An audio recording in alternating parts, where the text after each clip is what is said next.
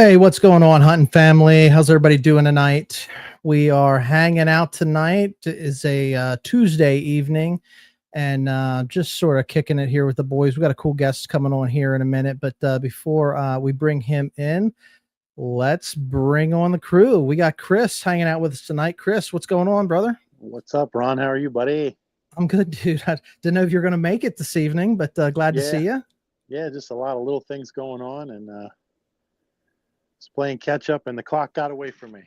It happens to the best of us. Wasn't watching the shot clock here, so I'd got two things. We hit 5,000 followers on our Instagram today, so shout out to 3B Outdoors. If you guys aren't subscribed already, man, follow those guys on Instagram because it's an awesome page. Yeah, thanks. Yeah, it's cool. I said it in the post. We don't sell anything, and we're not spam and stuff. It's literally just a club, and we're posting pictures and teaching kids and sharing stuff. So that's a pretty cool achievement to do that.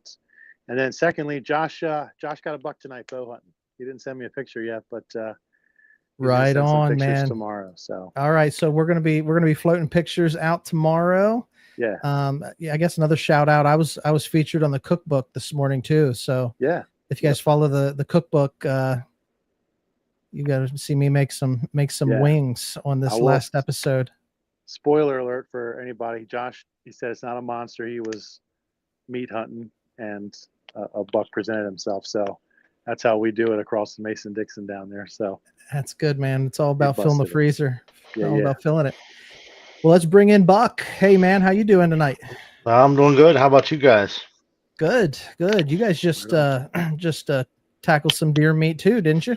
Yeah, we just actually the wife and the kids are gonna finish packing one. We just cut up. I got done cutting it up before I come on here. So the kids all just got home from their stuff, so they're gonna go with mom now and pack some deer steaks and some roasts, and get some. You got some reinforcements to help her out, so you could come hang with the guys. Yeah.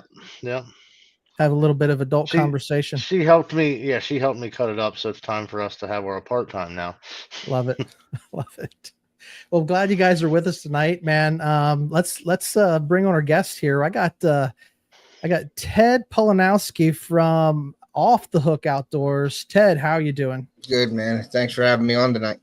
Yeah, man. Appreciate you coming back. Ted was with us probably, I don't know, a little bit over a year ago. I think you were in the spring of last year. He came on and, we talked YouTube channels and growing on socials and running an outdoor page. Off the Hook Outdoors is a really cool page that Ted runs. And, he's helped us out when we were a young channel, and really, really excited to have you come back on and reconnect, man. So why don't you just introduce yourself to the audience and tell our followers a little bit about Off the Hook.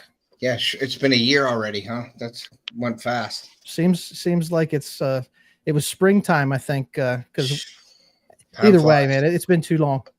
Yeah, well, my name's Ted. I have a channel, Off the Hook Outdoors. I have multiple social media platforms, Instagram, FishAngler, FishBrain, Camo Space, TikTok. I dabble with TikTok a little bit, but I'm not too much into TikTok too much. I have a website at offthehookoutdoors.us where I make my own soft plastic baits for fishing. So I do that. I have that page up. You can go over and check out the baits and everything over there. I am pro staff for Jinx 'em Scents. I'm on the field staff for Wind Scent, FishAngler ambassador. So I have a bunch of stuff going on. And that's in the description of my videos on my YouTube channel. YouTube is my baby, but Facebook's a close second, because I'm monetized in both. So I put videos out on both and information mainly on Facebook and YouTube, and I have Instagram as like the third. So it's usually YouTube, Facebook, Instagram is what I mainly focus in on. And you post a video probably once a week at a minimum, right? Every Wednesday at 7 p.m. Eastern, yes. And I've been doing that for about the last 3 years, and believe me, it's very, very difficult to do that. Yeah, you got to. Hey, John, thanks for coming in. Have to be dedicated, man. Got to be dedicated.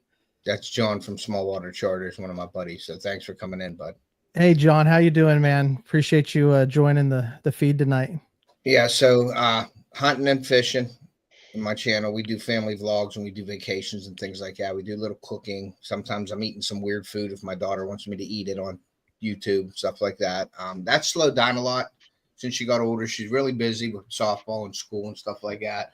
My son, I have a son and I have a daughter. I have a 12-year-old son and I have a 16-year-old daughter. My daughter plays softball for her school and she plays travel ball, so she's really busy. My son plays on 3 baseball teams. He plays football, and now he's going to be starting basketball. So, you know how that is with the sports and the evenings and going and coming and meeting your wife and dropping them off and picking them up and, back and forth with that. These guys know all about it. Chris has got like 5 kids and Buck's got 3. Yeah, so you guys know exactly what I'm talking about. So it's hard to find time for the YouTube thing, but I always do make time for it because I consider it like a part of my life. Like it's part of me, what I'd love to do. So I do it all the time. Hey, hunting and stuff. But I always try to get a video out every Wednesday. I don't think I've missed. There was one time I think I missed it. It was recently because of sports. So other than that, every Wednesday, 7 p.m., I try to do as many lives as I can, or like put some lives in. I usually try to have a topic-based live, like pick something in hunting or fishing. During hunting season, it's all hunting. That's my passion, is hunting. My first love is hunting. My second is fishing, but I have a season for both. My hunting starts in August and it goes all the way to May, and then May to August is fishing. So you'll see fishing content and hunting content on my channel. And and I try to have guests on that have some valuable information people want to know, or at least I think they would want to know. You know what I mean? Yeah, I mean, I was watching you guys. I don't know if it was a week or 2 ago. You had some guy, some gentleman on, and and he was just the resident expert on the topic he was speaking about. And so one of the things I like to say is there's always somebody out there that knows more than I do. Oh yeah. And so how can I learn from them? Yeah, everybody. That's the cool thing about this too. When you're like doing the lives and stuff like that, you get to know people, but you can maybe teach somebody something, and then you can always learn from somebody. You know what I mean? It's always, if you keep an open mind, and like you might hunt a different way than I do, but I could learn something off you that might help me out, or vice versa. So it's always cool to talk to people from different parts of the state or different parts of the the country, just to see how they hunt and what they do and their style of hunting. Yeah, we get to meet a lot of cool people doing this too. I mean, like Chris and I, obviously Buck and I, we grew up together. So we've known each other, but Chris and I, we met each other actually on Camo Space. Yeah. Right? So, it's that old story, like, hey, I met a guy online. Yeah. I think, is that where, did we meet on Camo Space as well, or no? I don't know. I probably reached out. It might've been. It might've been, because I have Camo Space, and that's how I got, I'm on RUKU TV with the, Backroads Outdoors TV network. Okay. And like Apple and all that TV stuff, them and the American Angler Outdoors Network. TAO. You'll have to, you'll have to shoot me some links, and I can put them in the description of the video here. It's kind of cool to be on TV when you put on like the RUKU TV and you see your channel up there. It's kind of neat. You know what I mean? Yeah. I mean, you work really hard at it. So it comes to it. So so it's fun. Well, tell us a little bit. I probably met you about the same time I met Chris, actually. Now I'm thinking about it, because if I was spending time on Camo Space, I was reaching out and connecting with other folks like that. So how do you like Camo Space? Do you think you reach a lot of people there? Because it's very tough to get out there. I know we all connected basically from there, but it's very tough to get a good following there, or at least for me. I've not been successful with it, Chris. I don't know if you still dabble in there or not. I had an issue with my connectivity. It wasn't letting me post for a while, and it was a bug that they fixed, but I just, I sort of veered away from it, honestly. Yeah, I got to get back into it. It was some glitch happened where it logged me out, and then it would not let me log back in, no matter if I changed my password. And I mean, I met some cool people on there, you, Ron, and 1 or 2 other guys. I didn't feel like it was any different from my Instagram feed, though. I mean, it's cool. It's a cool option, but I haven't messed with it for probably 6 or 8 months because it logged me out. Yeah, I couldn't post either. It wouldn't let me paste anything onto it. It wouldn't let me put pictures on it. So I let it go for about 3 weeks or a month, and then it came back. So I started I only use it like if I post my videos, I'll post my video on Camo Space as well, because it's sort of post like YouTube. If you have the link when you post it, your whole thumbnail and everything comes up, so it's fairly easy to post on it. Yeah, with a little written description. So I do it anyway. And like I said, I've met Greg from Backroads Outdoors TV, who asked me to come on the network, his TV network and stuff. So that was really cool. Yeah, it's a cool concept. It's a cool concept if they could get the glitches out of it. I guess. For sure. For sure.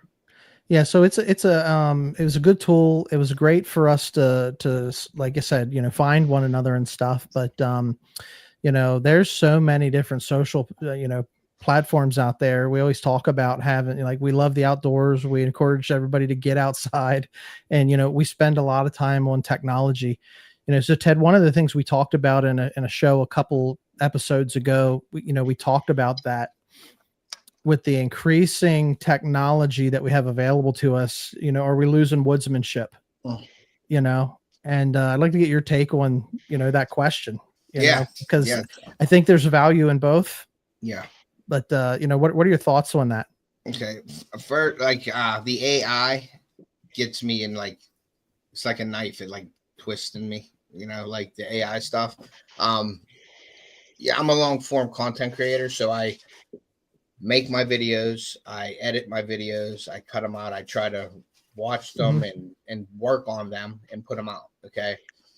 It seems like the technology cut a lot of that stuff out. Like, you don't have to spend that time in, like, I'm talking long form creators, you know, like somebody who wants their videos to run like, and I compare it to like on TV, like you're watching a hunting show on TV.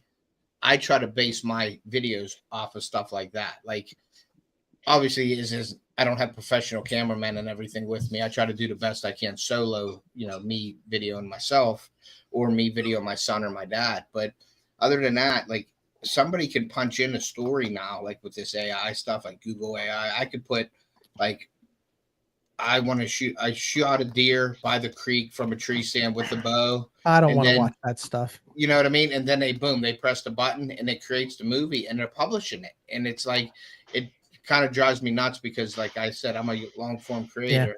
And then the shorts part of it, I get the shorts where the attention span's 10 to 15 seconds now with like kids and stuff like that. I find myself scrolling through stuff every once in a while on there as well, but I put shorts out, but I put shorts out that are related to my video. Okay. Now, unless I see something really cool. Like, I had a white deer come by the house one time. I have like a rabbit getting chased by a cat, something goofy like that. I'll video it and then I'll make that a short because I think it's funny or interesting. But most of my shorts come from my long form videos. And it's sort of like I use it as like an advertisement to try to pull people from the shorts over to the long form to watch my long form. Because if you're into it for the money, well, obviously YouTube isn't, you're not making millions as you're starting out, but the money is in the long form, not the shorts, obviously. But I just talked to you before we went on air, and there was that YouTube purge where I lost like 25 subs because they were all subbed from my short form, but they never watched my other stuff. So YouTube cleans your channel up, and anybody that's not active on your channel, they sort of get rid of them. So I lost like 20 some subs in the last 2 or 3 weeks. And I'm fine with that, because if you're not watching it, then I don't want the analytics to be screwed up, because the more people that you have as a sub, if you're not getting the views or the watch time for it, it hurts your channel. So I'd rather have 1,000 people watching than 5,000 that don't watch. Yeah. You know what I'm saying? I would say, you know, what we're trying to do here is build a hunting family, like an online community. And I think you've done that for a good measure of your people that are on your feeds regularly. They're following your story, you know? And that's what I try to do, create a story, you know what I mean? From everything that I do out there, I try to bring it to you. So people are going along for the journey, and those people are going to, you know, I'd rather watch my buddy, you know, hunting doves or, you know, catching fish or whatever, you know, hunting turkeys or whatever it might be, knowing, hey man, I know that guy, even if I know him online. And you know, watch him through and through to support his channel. Supporting him. Yeah, for sure. For sure. So Chris, why don't you why don't you tell Ted a little bit about the collaborative and the group that we've tried to build here over the last 6 to 12 months. Yeah. So, when I met Ron through Camo Space, that's what we joke around. I met this guy online. You can't really say that any other eloquent way, right? But, we kind of hooked up, and I guess that was the worst way to say that too. We started networking. There you go. Kind of realizing we had shared visions, grew up not too far from each other, and kind of had this idea to put together this network. And for lack of a better term, almost like meat eater, like let's get all these different branches of a tree and bring them together, fishing guys and guys that just do filming and different other outdoor content creators, and let's bring them all under the same umbrella and support each other and share each other's content and just network and share hunts. I mean, over the last couple of months, we started it, and again, like I said at the beginning of this, I mean, I don't sell anything. We're just literally like a club that's promoting kids and teaching stuff and trying to bring back some vintage stuff. So I, for when I first started, I was getting a lot of traffic. I was getting a couple hundred likes on posts. Algorithm died. They don't like hunting stuff. I don't get a ton anymore. When we started this collaborative and just networking back and forth with people, I was getting maybe, what did I send you, Ron? Like 3, 4, 5,000 interactions a month. We've started this. We got 20, maybe close to 20 people in it now, 15, 20 people in it that are really active, sharing content, reaching out for stuff, asking for advice for filming stuff, for helping one another too. Yeah, tips and tricks. Videos. One of the guys, the Keystone guys with us, that guy's actual job is he is a filmographer and a wedding photographer. So he translates that to outdoors. He knows how to do professional video shoots. So they're sharing content and teaching people how to do it. Okay. So we have all these people under the same roof that are supporting each other. And long story short, I'm in 25,000 views and interactions a month just from these guys locally sharing content. I'm sharing theirs. We're sharing stories. We're meeting people. A guy's going bear hunting with Ron in a couple weeks. Yeah. We're going fishing out there. We're going to do different things. Guys doing duck hunts. So outside of the content and social media, that world, we're networking and building these bridges that's really connecting people. And, that's what I'm about, the old school club and let's hang out and tell the stories, what I'm saying? Yeah, for sure. And so, let me touch on that. Cause Ted, you got some cats in the chat here, and Chris is from PA as well. Yeah. So Jefferson County, man, how you doing? So we're South Central PA. So, this group that we're talking about is semi-regional here. Right. So, I'm in the Carlisle area. So I'm Central PA, Bucks down in Adams County, but we got guys from York County. We got guys in northern. Well, we go as far west as Blair County. We got some representation. And then we got, I don't know, 8 or 9 counties down in Maryland. Yeah. And we got Cody all the way from Arkansas. Yeah, we got one cat from Arkansas, man. He's got a pretty cool page too. Chris has got a good page. If you're into food plotting and stuff like that, he's really knowledgeable on all that stuff.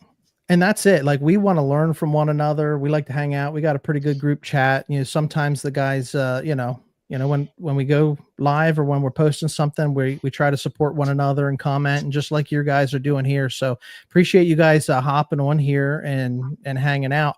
Now I want to sort of bring this full circle here, because Buck's hanging out, Buck's listening, but he hasn't said much. So like Chris started the show and he said that his brother shot a buck and hasn't sent a picture yet. Like Chris's brother Josh, who's on the show a lot, he doesn't take a lot of photos. Okay. And so Buck is like that too. Like he's probably not as bad as Josh, but when we started Mentor Outdoors, Buck's like, "What's this thing that you're doing, man? I got the same last name as you." And they're big time archers in his household. And we're getting them to capture some video and pulling some content and stuff too. So Buck, why don't you just share a little bit about what your crew's been up to? Oh, archery and more archery. No, Basically. that's the name of the game for the kids. Well, obviously Mason's in wrestling right now too, but yeah, I got all three of my kids got hooked on competitive archery.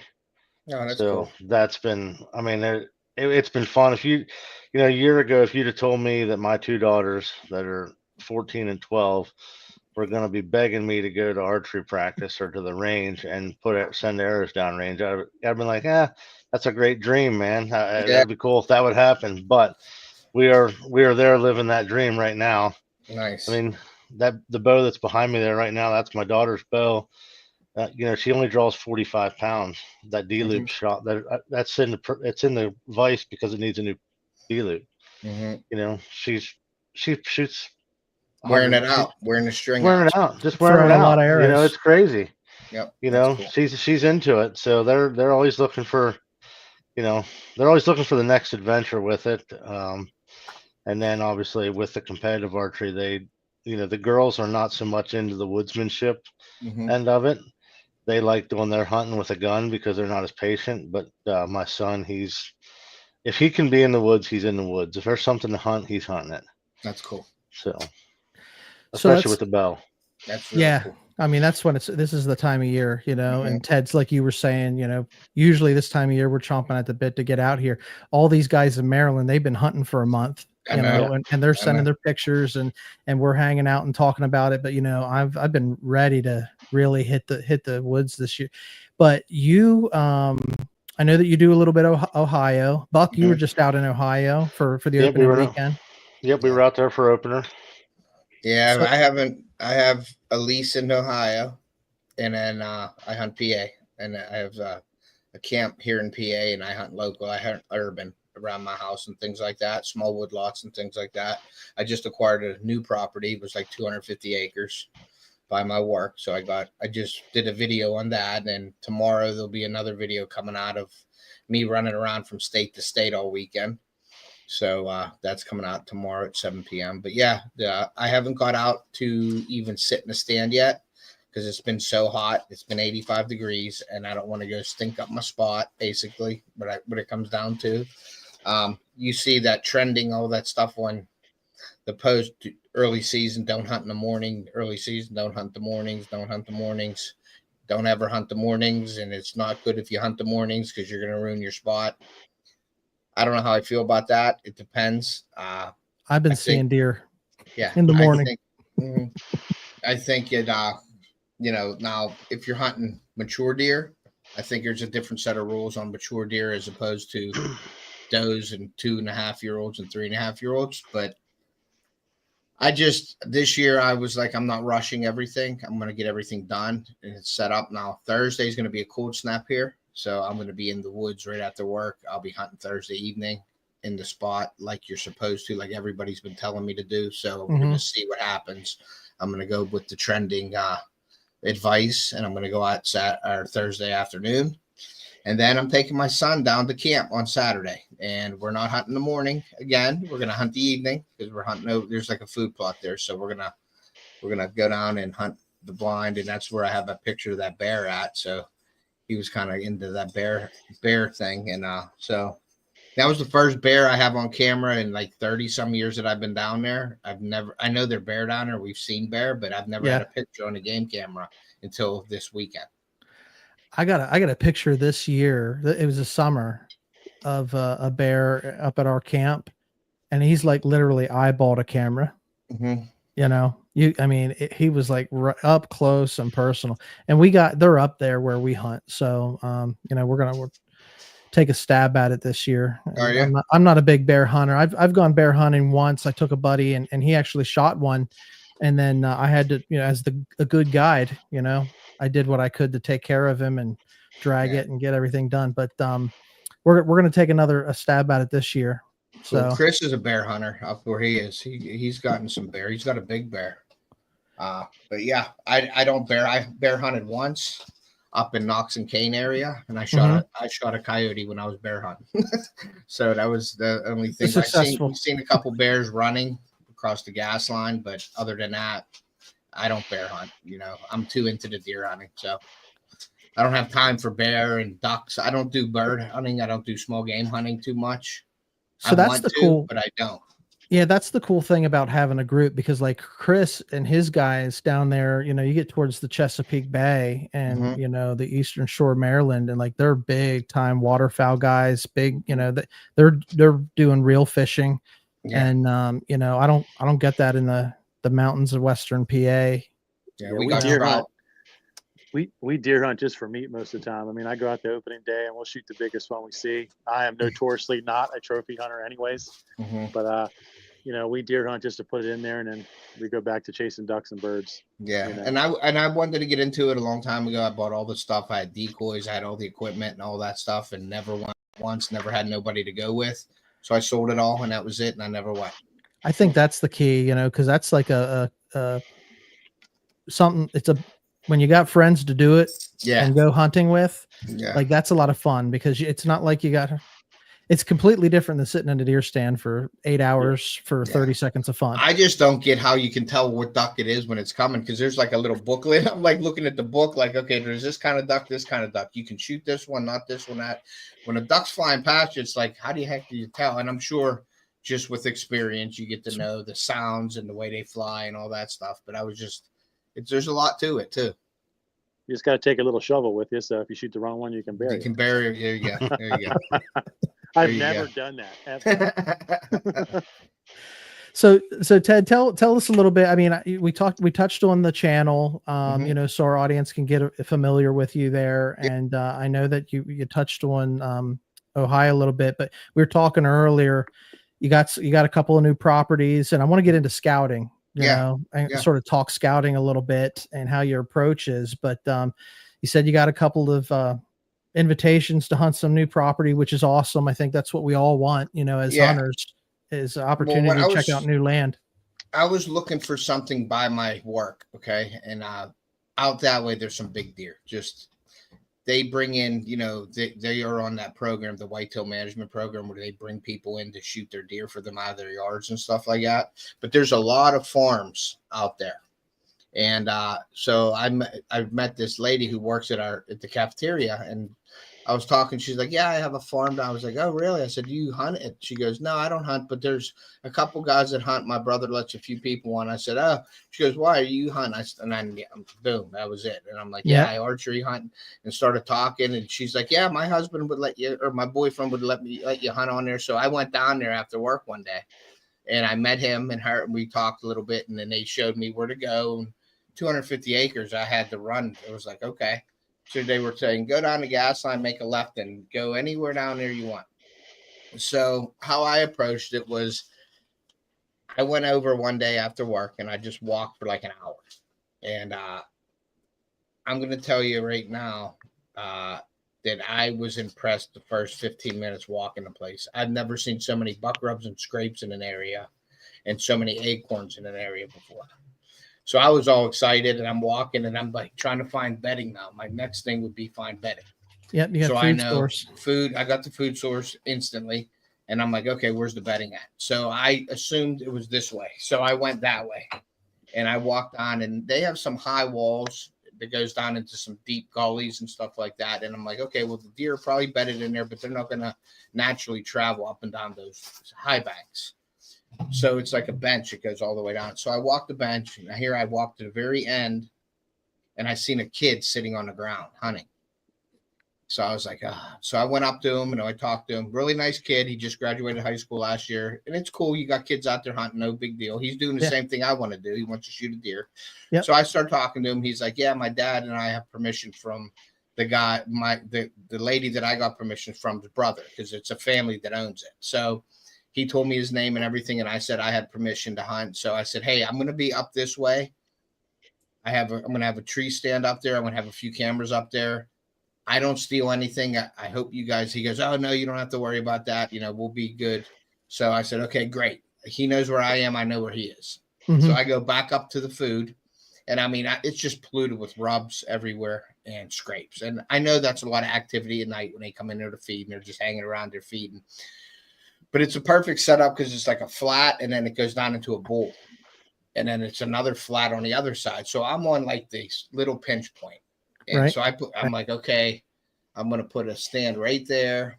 I'm checking the wind. Wind's always in your mind when you're stand locations, because like you learned from Josh on my last one, if it's good for you, it's got to be good for the deer. You can have the best looking spot in the world, but if the deer don't want to be there, it's not a good spot. So you got to make sure that the deer want to be there and you want to be there. You know what I mean? So that's what you got to think about too, because you put your stand up where you want, the deer might not want to be there. So I got the stand situated, or at least a spot. It's an oak tree. It holds its leaves all year late in the season. So I'm like, perfect. So I've made a mock scrape in front of it. I put a camera down low in the gully. That's my thing, putting cameras out. So I put the camera down low, and then I put one up high on my scrape, like right in front of my stand, about 30 yards. Did that, and I got out of there. So Sunday, I was like, okay, there's a cold front coming in. Always checking the weather. So I said, cold front coming in Thursday. I got to get out there and hunt that evening. So Sunday, after football games and all this stuff, I went down to my stand here at the house, checked my cameras, come back, went to the football game, came back, got my stuff ready, and went out and put my stand up. So as I'm putting my stand up, I'm up there and I'm putting my ladder sticks up, and it's the 20-foot ladder sticks, and I have a lock on, a muddy lock on, and I'm up at the very top, and I have my linesman's belt on, and I'm putting my last strap on my tree, and I hear behind me all this crashing and stuff. So I look, and all I see is a white rack coming down through this right behind me, and I'm like, so I'm holding on with one hand, and I got the camera in my other hand, and I'm videoing this deer, and then I'm taking a break with I'm switching hands and letting the numbness out of my hands from holding it, and I videoed this 130, 140 class 8-point walk past me and went down in the gully and went up to the next flat, and it just started feeding its way back out. And I'm like, perfect spot. So I was like, all right. So I got in there, got my That's confirmation. Yeah, it was good. I sent it to my buddies. And like, looks like you're in a good spot. So it worked out. Well, here I got my stand set up and everything, got all my stuff in where I want it, got my stuff trimmed out. That's how I do things. I have a system for everything. Mm-hmm. And my wife's sitting right across from me. She knows if my system there's a little hitch in my system, I start going nuts, and I overreact all the time, she says. But it just has to be a certain way for me. You know what I mean? And everything has to be in order and stuff. So I walk out and I'm talking to them at their place in their yard. And I'm standing on my truck talking, and I see a guy walking down this path towards my stand. And I'm like, oh my God, this guy's going in there to mess with my stand or something. So I told them, hey, I forgot my pruner or something like that, because I wanted to go down and see. So I went down and around, and I stood about 30 yards away from my stand for about 10 minutes just to see, and I didn't see the guy. So I went back and asked them, and they said, sometimes people cut through here because there's like a path there. Mm-hmm. I was like, okay, no problem. That's fine. The deers know that all the time. It's normal. So I said goodbye, and I get in my truck, and I'm going out to drive up, and I look, and I see the guy walking up the street. So I look at him, and I said, hey, and he goes, hey, are you Ted? And I'm like, okay. I already know who you are. So here, this kid that I talked to and met, that was his dad. All right. So his name's Bill. So I started talking to him, and he was like, where you at? I pointed where I was at, show him I have a stand down there. I have cameras up. So I made sure I did that. And then he started talking about, oh, we push and do all this. And I'm like, really? Like, you're not pushing in archery season. I'm a big no push guy in archery season. Okay? We just had that debate in our I can't do it. There ain't no way that deer's getting out of there with a clean kill if it's running through the woods and you're shooting a bow at it. I don't care unless he stops, you're good. But majority of the time, you're not getting a good clean shot on that buck. I don't care what anybody says. We literally, like, on Sunday night or on Monday in our group chat, we had guys, some are like pro driving, some are guys like you're not going to get an ethical shot. Archery season is for the natural movement, and it's just that calm time of the year where you got to get up close and personal to a deer. If you want to gun hunt and push the whole woods out and shoot them running, different story. Yeah. But the archery hunter is a little different than a gun hunter in my eyes. I do both, but an archery hunter sits there, he gets close to the deer. Not saying that They're better hunters than anyway. It's just a different style of hunting. And archery season is not for pushing deer around. That's Yeah. So like for me, I like to archery hunt because there's traditionally less guys in the woods. You know, it's not now right now it's warm, but it's also not super cold. You know, so we like it like if it can get down into the 50s and 60s, like I can sit in that all day long. Yeah. You know, and when muzzleloader comes in, you know, then deer start hearing the guns bark and they know when to run to those safety zones and that sort of thing. And if you want to push them out there and find them, if you want to go and you can't find them and you want to get a group of guys to push the mountainside down and have standers and to get your deer, that's fine. But archery is not meant for that. That's my opinion, and I'm sticking to it. And nobody's gonna ever change my mind about it. I've dealt with it all around here with me sitting in a stand and hunters coming through, and I've shot bucks from other people that push. They've come up to me and like stop, look around. Every year, so every year I shoot deer that are pushed by local guys driving. So I got no issues. Yeah, exactly. But then I've had where I've shot deer and they ran off and the pushers are coming and I'm like, yo, I just shot a deer. Don't push them. And they continue to go through and push this deer further so somebody else can shoot them. You know what I mean? So I've had it both ways. I've had deer being taken off of my buddy before because he shot one and the pusher said he got it running with a recurve 60 yards through the heart, you know, all that crap. So I was like, whatever. So they gave him the deer and it was like a big thing. And there's could be some altercations and things like that when people are pushing an archery season. You get a lot of pissed off people that are hunting, that are archery hunting, and you see somebody walking through. You get a lot, there are a lot of egos out there. Yeah. So I made a point that my stand is here. So basically, please don't walk there. Because he was like, oh, we push. You should hunt with us. We push all. I'm like, I don't push for deer in archery season. Right. I said, and I tried to make that point in a nice way. Like, I'm right there. So if you're pushing, please don't push past me. Like, go around or something and something else. But now I'll find out what type of hunter he is, because now if I'm sitting there and he comes through where I'm at, I did tell him I was there.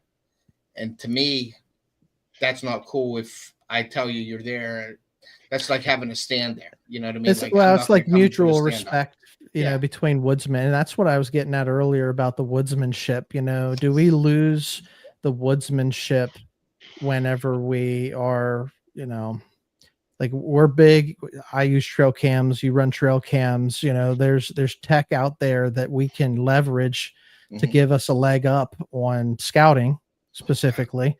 But do we know how to just like walk the land as well? You know, and I think that's something that we need to teach our next generation and the youngsters. Well, you don't have to. You have a cell camera, so you could sit on your couch and wait for the deer to come through and say, okay, he went to bedding. Now I'm going to go in and hunt him. Yeah. That's what happens. That is what happens. But, you know, I think, you know, I don't know where I heard this, but it was on social media, but I heard somebody say recently, like, you know, the guys that shoot big deer consistently, you know, have success. Those aren't the guys you hear complaining about other guys, you know, because they're just going out and doing it because they have figured out experience and they know what they're doing, and they figured out the woodsmanship part of it. Yeah. I mean, really, like, how many deer have you shot that you got on camera? And you said, how many deer how many buck have you actually shot that you said you got them on camera and you said, okay, that's the one I'm going after. And then you actually get that deer. I did one time. We got some guys in our group that hunt that way, but you know, Buck, what happens when that deer walks out in front of you? Instinct takes over. Instinct takes over, you know. So if it's a decent that shows up, then it's what I'm happy with. If it's got 3 on the top, it's going home with me. Yeah, and whether it's on the camera or not. Yeah. But some people will say, oh, and a lot of people miss out because they are camera hunting, you know. Yeah, I know some people that are like, oh, that big buck's in that area, but then they don't get pictures of them and they won't go in to hunt it, or they say he's not around, I'm not going to go in there. But they don't realize too, that buck could be 40 yards away, that buck could be behind you, but you can still shoot that buck. Just because he's not on your camera don't mean that he's not skirting around it.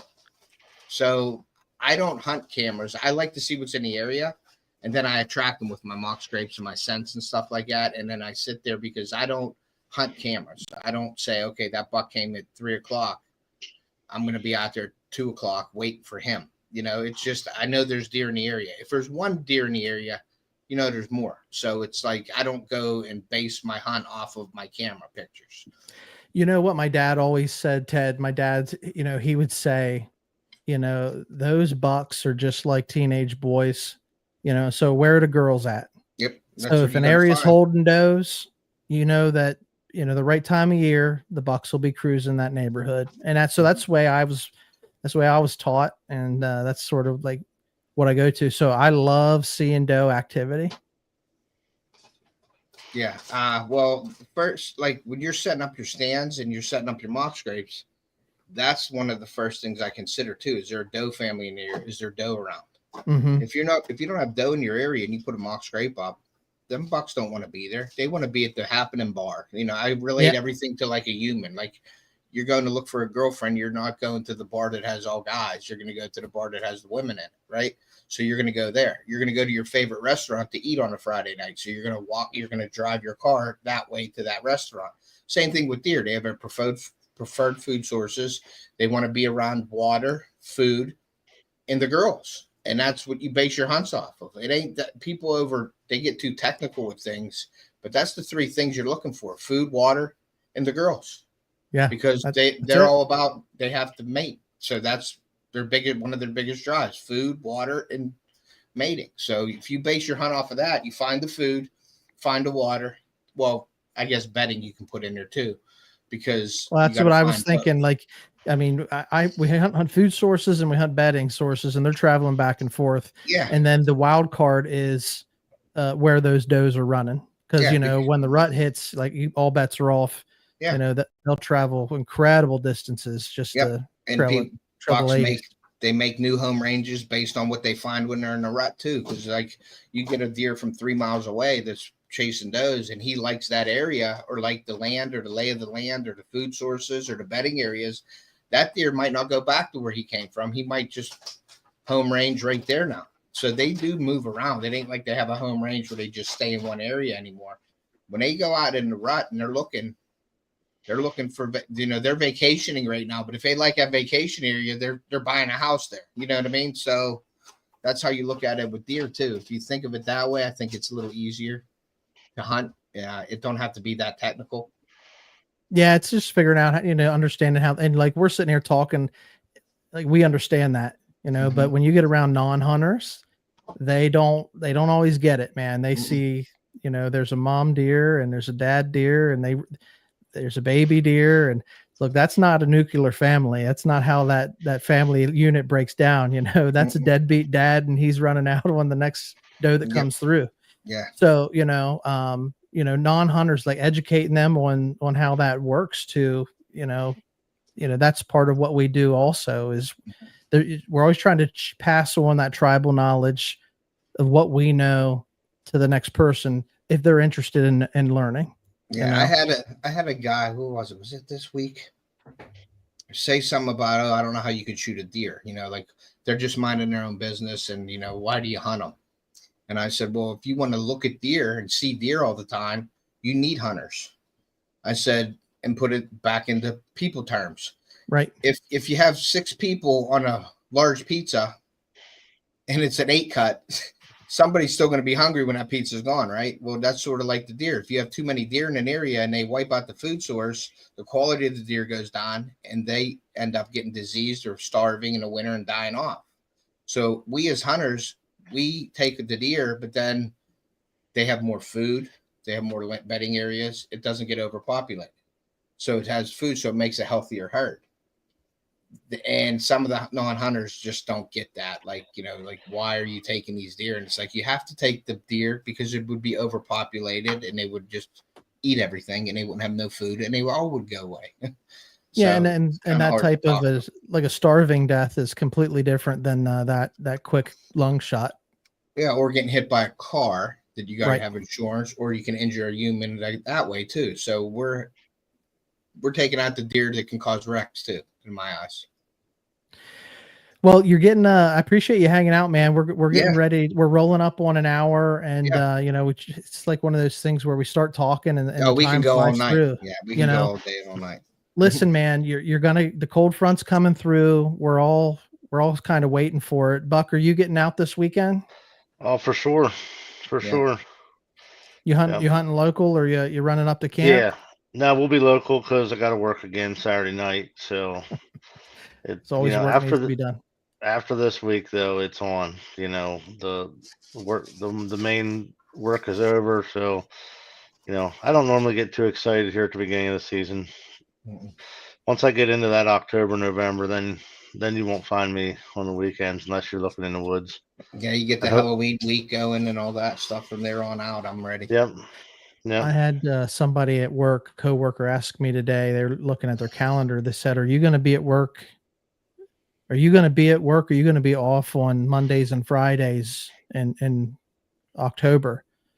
And I said, "Well, I'm going to miss a couple, but I wouldn't be worried about me not being at work on Fridays in October. I'd be worried about me not being at work on Fridays in November." Mm-hmm. So it gets hot and heavy there towards the end of the month. Chris, you hunting this weekend? I am. It's the Pennsylvania duck season. duck opener. Yeah, Mhm. so we're gonna go, and I unfortunately lost my honey hole this year, but I got a couple other spots we're gonna check out and at least get the boys out and go have a good time. We've been talking archery hunting all night long, and I know that you're sitting there being the waterfowl guy. You're chomping at the bit because it's the opener this weekend. Yeah, it's coming up. And I was on call for my job last week in Maryland. The opener for Maryland came in the first split, and I wasn't able to go. I'm like you guys. Even it's exciting, but when it gets hot, I'm not sitting out where there's bugs. You're by the water, there's bugs, and it's fun and stuff. But it's just like with deer. Again, growing up deer hunting, as soon as that first cold snap comes in, it's like a hair on your neck stands up, and it's like it's go time. Let's go. Yeah. So. Same with archery. Same with archery hunting. Same with archery. Yes. You get that little chill in the air, and then you're driving down the road, and you see the leaves start changing colors. You're like, it's time. You can smell it. It's a smell in the air. You can smell it. So even tonight, guys, with the rain starting to move through, yeah. I'm like, man, I could sit out on the porch and just enjoy this cooler weather. Yeah, so sure. we're made for it. Well, Ted, you're getting out, man. Wish you the best of luck. Yeah, you'll see my post. You'll see anything, little shorts or some clips and things like that. My video's coming out tomorrow at 7. That's my weekend in a couple different states. Check out Ted's channel. So you got a different handle for Instagram that you do for YouTube, right? YouTube's Off the Hook Outdoors 99. And then it's Off the Hook Outdoors on all my basically social media, just different ways. But if you look up Off the Hook Outdoors, then you're good. You Off the Hook, Off the Hook Outdoors. Go give them a like and a follow. Outdoors. Yeah, just look for the symbols like behind me. Yeah, I don't think anybody has a symbol like that. So Ted's got a great channel, man. Appreciate all you guys that are in the chats tonight.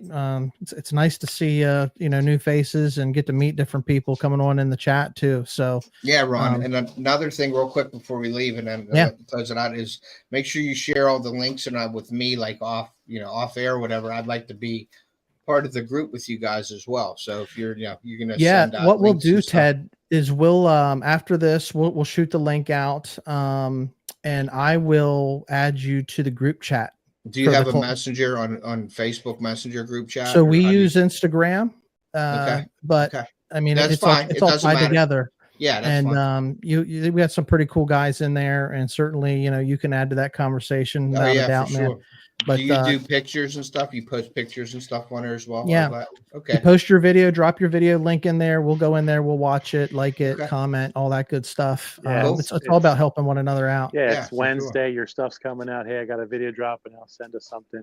Hit us a link. We'll share it. We'll post it. We'll get our stuff going. And I try to normally do that. I'll try to share the links like on Facebook. I do Messenger and then I'll do Instagram. So I'll make sure that goes in that group message as well. Yeah. But also, guys, like with me on my channel with YouTube, like I'd like to have you guys as a guest on my channel too, for live streams and things like that. So that's a possibility later on. Yeah, we can do that as well. You know what I mean? We just go ahead, Chris. No, that's what we're doing. We're building bridges. I mean, you're in Western Pennsylvania. Yeah. A couple of these guys that we're real good friends with are from Eastern Maryland. I mean, they're 20 minutes from Philadelphia, and half hour from the Atlantic Ocean in Delaware and stuff like that. And we're kind of building stuff, and they'll be on your team against deer drives. So Yeah. Yeah. no, Yeah, and I get it. There's a time and place for it. I just don't Right, think archery season right. is. Yeah. And that's the Love big it. thing. So many people are just primary archery hunters now, where, Ron and I know probably Buck the same way. Like, we grew up, it's rifle season. That's just something that's ingrained in us that you just I do. mean, we hunted like it was our job. When Ron Yeah. and I were, teenagers to early 20s, like we literally hunted the 2 weeks of rifle season like You it was took our off job. work. We Yeah. took off Yeah. work and we hunted like it was a job. I mean, Yeah. that's what we did. Yeah. We both had come from family construction businesses, and we shut down business. Like, you worked hard in August and September, so Mhm. that in October or December, I guess, in November, December for rifle season, Yeah. you could you'd be ready to go. And when rifle would come in, we would shut down the business, Yeah. and we would hunt hard for 2 weeks. Yeah. But For sure. the farmers where they wanted the deer killed, and we wanted the meat, and we had a good group of guys. Yeah. So it was a trust factor, and we knew the terrain. We knew the guys that were in the group. We trusted one another. Like, I never not felt safe hunting with Yeah. the group of guys that we hunted. And I learned a lot from those guys Yeah. on how to do it the right way. And certainly we were the dogs because we were younger. Yeah, for Yeah. sure. For sure. So real quick, Ted, before we jump off here, I ask everybody, what is something that you carry with you wherever you go, whether it's a good luck charm, your favorite snack, your favorite tool? Just real quick, hit me with something you got to have with you. I always carry a light, a little mini light or a headlamp like that. I always carry that in my truck or on me in my pocket. Okay. And you that, and always usually a knife. You know what I mean? Yeah. You're usually a knife with you. My Right Kershaw. Okay. You don't trust a man that don't carry a pocket knife. Yeah. Yeah. Yeah. So it's usually a little mini light that's usually will light up the city, because them new LED lights are unbelievable. Them little mini ones, you clip it on your hat or whatever if you need it, Yeah. and a pocket knife, basically. Yeah, Brady just got this new headlamp, and it's like, I don't know how many thousand lumens. Like, it's for tracking, deer with this Well, dog. you can land planes in the fields with them. I mean, this thing's the real deal. And here I'm using an old headlamp that I literally found it laying in a field when I was, just walking and stalking, and I sat down on a sunny day in a grass patch, and here was a headlamp laying there. And man, this thing, it served me well for several years, but it's nothing compared to these new ones. I don't switch out of it yet. But the snack thing, I love to eat. Anybody in my family or one of my friends will let you know that. What you snacking on? I just eat, and I can eat just about anything. So Okay. yeah, Right on. But yeah, guys, thank you for having me. I enjoyed it. And like I said, we could talk. We could start. We'll have you come back we on. could be done. Yeah, for sure. And I'd like to do some, collabs with you guys as well on my channel and different things. I always do giveaways and things like that, so the guys can, from the group and that, make sure you're getting in on that. I got trail camera giveaway that I just did, but I didn't pick the winners yet. But now I have a deer harvest contest with the best. Like, my kids and I will pick the pictures. We get them sent to us, like my email, and then we'll go through the pictures, and we pick the two best, what they like, the two best pictures with your deer, and you win a long sleeve or a short sleeve off the hook shirt from my store. Love it. That's cool. Love it. Yeah. Let me see if I can throw up the banners. It's off the hook outdoors.us. Yes, that's the website. Yeah, so go support Ted. He's put the time, he's put the effort into building the channel. He's got a good community over there, and he's a cool dude. Like, when I hop one, he sees I'm one, just like he did, earlier on. He saw, some people that he knows. He'll call you out. He'll call you out on the channel and say hello and push people over there. So that's what we want to do. Return the favor. Yeah, for sure. Appreciate your time, man. Hang on. We'll run the outro and then we can close up shop. But for all you guys that are out there watching, appreciate you hanging out with us tonight, and looking forward to the cold front. Make sure to get outdoors. Remember, nature is our playground, and stay wild. Check out my description in the videos.